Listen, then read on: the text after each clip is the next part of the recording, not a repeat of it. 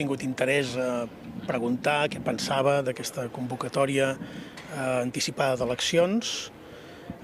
Ja s'ha expressat el secretari general de Junts per Catalunya i la gent del grup parlamentari que avui estava en el Parlament i per tant no em toca a mi allargar les declaracions. Sí que voldria afegir una dada que crec que no se li escapa a ningú i és la primera dada que jo he comprovat en el calendari alemany, que és que amb el calendari que el president Aragonès proposa és evident que el debat d'investidura jo hi podré ser present i que em faria molta il·lusió poder ser present en el debat d'investidura al Parlament de Catalunya més de 6 anys i 4 mesos després de mantenir la presidència, malgrat el 155 a l'exili.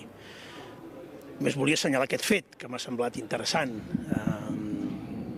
La llei d'amnistia està previst que s'aprovi aquesta setmana, si tot va bé, i per tant que després del tràmit del Senat entri en vigor probablement a finals de maig, i com que està previst que malgrat els efectes suspensius que pugui generar el recurs constitucional o el recurs al Tribunal Europeu, les mesures cautelars s'han d'aixecar. I les mesures cautelars que ens afecten, els que som a l'exili, es diuen ordres de detenció.